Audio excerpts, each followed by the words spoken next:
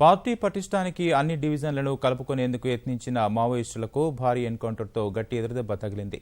Militia division committee నుంచి పటిష్టం చేసే వ్యూహ రచనకు అగ్రనేతలంతా సమావేశమైనట్లు ఊపందుకున్న పోలీసులు పక్కా వ్యూహంతో దెబ్బ కొట్టారు. బలపడదామనుకున్న నక్సలైట్లు పోలీసు వేటతో కొత్త సమస్యల్లో పడ్డారు.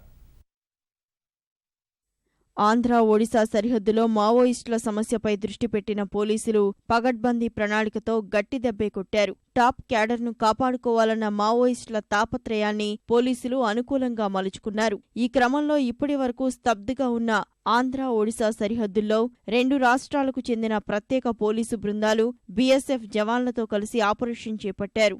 సమాచారం, విశ్లేషణ, వ్యూహ రూపకల్పన అమలు విషయాల్లో కాకీలు ఎక్కడా పొరపాటు చేయలేదు. పోలీసుల పటిష్ట చర్యలతో పాటు ఏఓబీలో తమనేమీ చేయలేరన్న ధీమా, పూర్తిస్థాయి అప్రమత్తత లేకపోవడం మావోయిస్టుల కొంప ముంచిందనే విషయం స్పష్టమవుతోంది.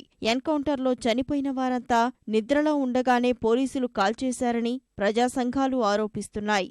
పూర్తి ప్రాబల్యమున్న ప్రాంతంలో భారీ ఎన్కౌంటర్ జరగడం మావోయిస్టుల్ని కుంగదీసే చర్యేనని భావిస్తున్నారు. పార్టీని కింది స్థాయి నుంచి పునర్వ్యవస్థీకరించడం సహా వివిధ కమిటీల నుంచి బదిలీలు చేయడానికి అగ్రనేతలంతా మల్కన్గిరి అటవీ ప్రాంతంలో సమావేశమయ్యారు. గతంలో ఒకసారి ఇదే స్థాయిలో సమావేశం కావడం, మరోసారి కలవాలని అప్పుడే నిర్ణయించడాన్ని పోలీసులు అనుకూలంగా మలుచుకున్నారు. మొత్తం 28 మందిని మట్టుబెట్టడం ద్వారా ఏఓబీలో అలజడి సృష్టించినట్లయిందని పరిశీలకులు భావిస్తున్నారు. అగ్రనేతలు తప్పించుకోవడానికి కింది స్థాయి కేడర్ ప్రాణాలను పణంగా పెట్టారనే అభిప్రాయమూ వ్యక్తమవుతోంది.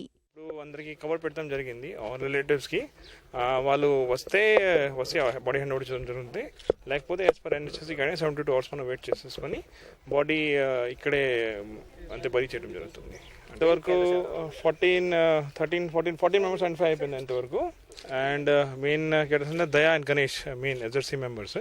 మనకి 7 DCMs 3 ACMs అని ఐడెంటిఫై చేయడం జరిగింది. డెడ్ బాడీస్ కనిపించింది వాళ్ళకి.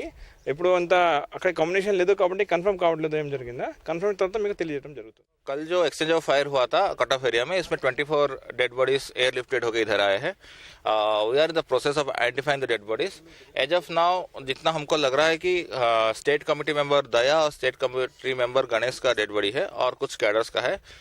बाकी लोग का आइडेंटिफिकेशन नहीं हो रहा है. We are doing all the legal formalities. గతంలో జరిగిన ఎన్కౌంటర్లకు భిన్నంగా అగ్రనేతలే లక్ష్యంగా దాడులు జరిగాయని అవగతమవుతోంది. ఈ విషయంలో పోలీసులు గుంబనంగా వ్యవహరిస్తున్నారు. ప్రతీకారంతో రగిలిపోతున్న మావోయిస్టులు ప్రతి దాడులకు పాల్పడే అవకాశాలున్నాయనే అంచనాతో జాగ్రత్తగా వ్యవహరిస్తున్నారు.